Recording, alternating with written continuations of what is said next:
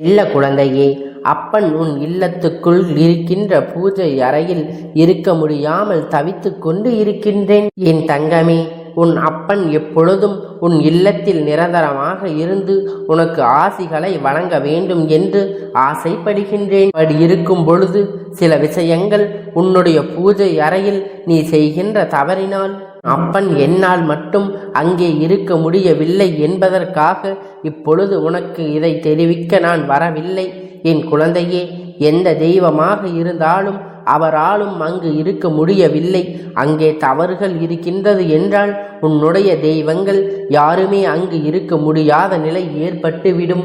குழந்தையை காப்பாற்றுவதற்கு என்று யார் அங்கே இருக்கப் போகின்றார்கள் என்கின்ற ஒரு அர்த்தத்தில்தான் அப்பன் உன்னிடத்தில் தெரிவிக்க ஓடி வந்திருக்கின்றேன்.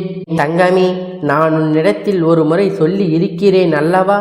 இது போன்ற தவறுகள் உன்னுடைய பூஜை அறையில் இருக்கின்ற பட்சத்தில் நிச்சயமாக தெய்வங்கள் அங்கே இருக்க மாட்டார்கள். குறிப்பாக உன் அப்பன் நான் அங்கே வாசம் செய்ய மாட்டேன் என்று என் தங்கமே.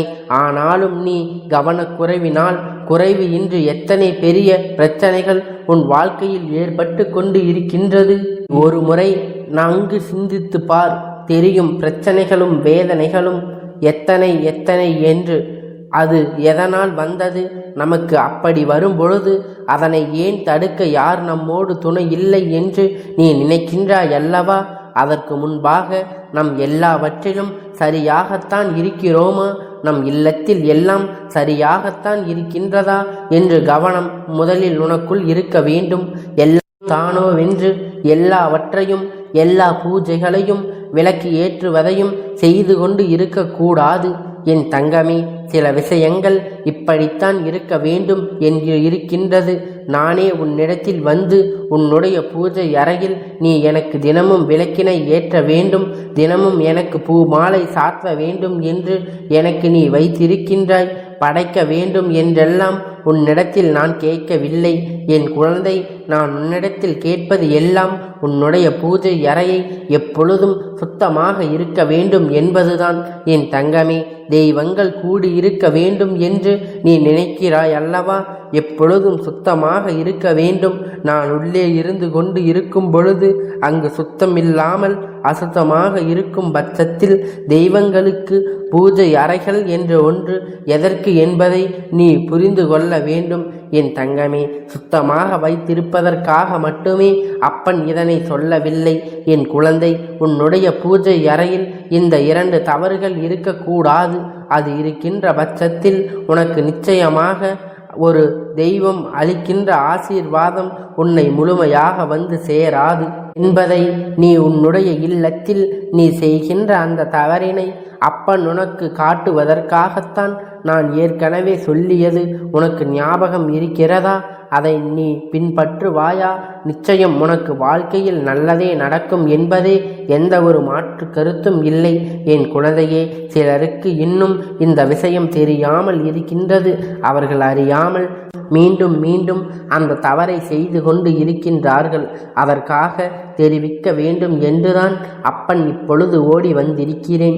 என் குழந்தையே, பூஜை அறையில் நீ உன்னுடைய தெய்வங்களுக்கு எல்லாம் பூஜைகளை செய்து விட்ட பிறகு அடுத்த நாள் அந்த மலர் காய்ந்துவிடும். என் குழந்தையே, காய்ந்த மலரை நீ அந்த பூஜை அறையில் நீண்ட நேரமாக வைத்திருக்க கூடாது.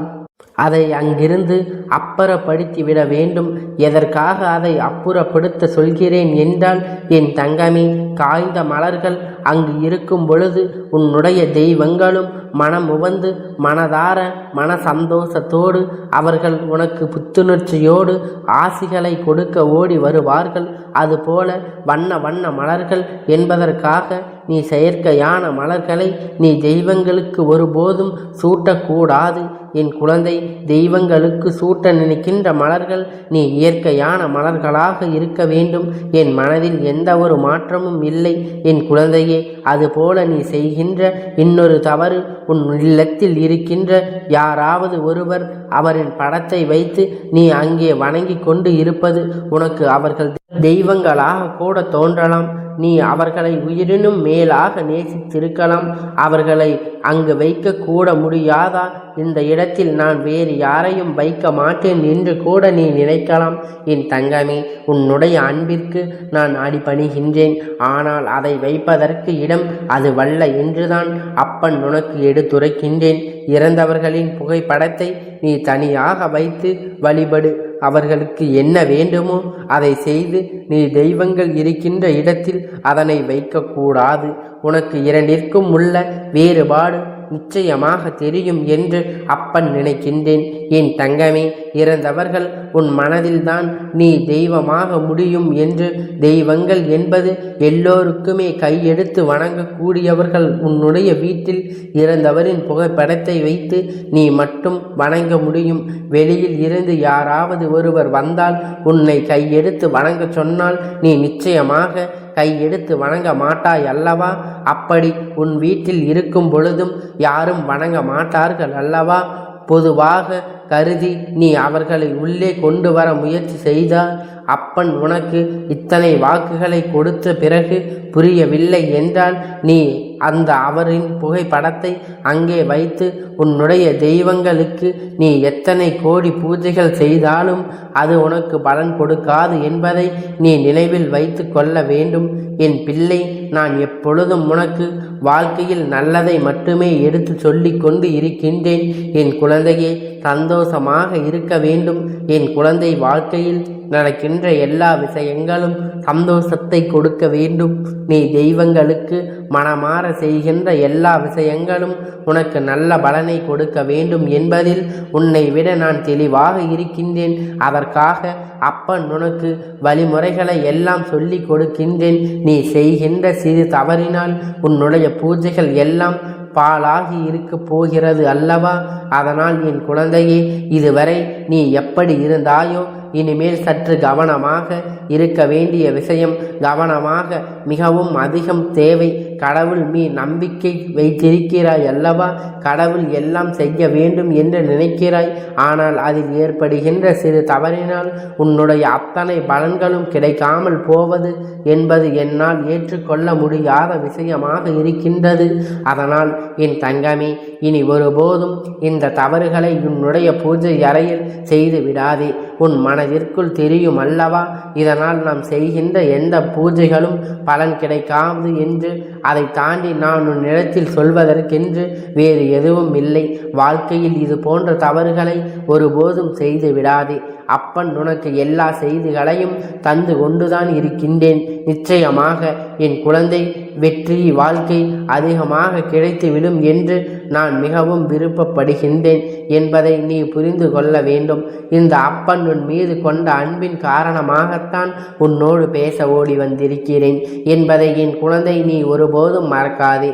இந்த அப்பன் அன்பை நீ புரிந்து கொண்டு நான் சொல்கின்ற ஒவ்வொரு விஷயங்களையும் உன்னுடைய அன்றாட வாழ்க்கையில் நீ பின்பற்றுவாயானால் நிச்சயமாக வெற்றி என்பது ஒருபோதும் உனக்கு கிடைக்காமல் போகாது என்பதில் எந்த ஒரு மாற்று கருத்தும் கிடையாது. இந்த அப்பன் இனிமேல் செய்ய நினைக்கின்ற எல்லா காரியங்களும் உனக்கு வெற்றி கிடைக்கும். உன்னுடைய தெய்வங்கள் உன் இல்லத்தில் இருக்கும் பொழுது எப்பொழுதுமே உனக்கான ஆசிகளை வழங்கி கொண்டு இருப்பார்கள்.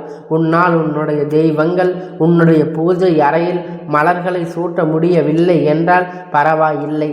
காய்ந்த மலர்களை ஒருபோதும் அங்கே இருக்க வைக்காதே. என் குழந்தை, இனிமேல் இது போன்ற தவறுகள் செய்யாமல் உனக்கான வேண்டுதல்களை நீ மனதார நிச்சயமாக ஒவ்வொன்றாக உனக்கு இனிமேல் வாழ்க்கையில் நிறைவேறியே தீரும் என்பதை இந்த அப்பன் உனக்கு உறுதி வாக்காக தருகிறேன். உன்னுடைய வேண்டுதல்களும் விருப்பங்களும் நிறைவேற போகின்ற நேரத்தில் நிச்சயமாக இந்த அப்பன் நான் சொன்ன வாக்கை எப்படியும் உனக்கு வாழ்க்கையில் பலிக்க செய்வேன் என்பதை நான் இப்பொழுது சொல்லிக் கொள்கிறேன். என் செல்ல குழந்தையே, இந்த அப்பனுடைய ஆசீர்வாதம் உனக்கு என்றென்றைக்கும் முழுமையாக கிடைத்து கொண்டே இருக்கும். என் குழந்தை, நான் மட்டும் அங்கு இருக்க முடியவில்லை என்பதால் இப்பொழுது உனக்கு இதனை தெரிவிக்க நான் இப்பொழுது வந்திருக்கிறேன். கந்தா போற்றி, கடம்பா போற்றி, கதிர்வேலா போற்றி, ஆறுபடை வீடு கொண்ட முருகா போற்றி.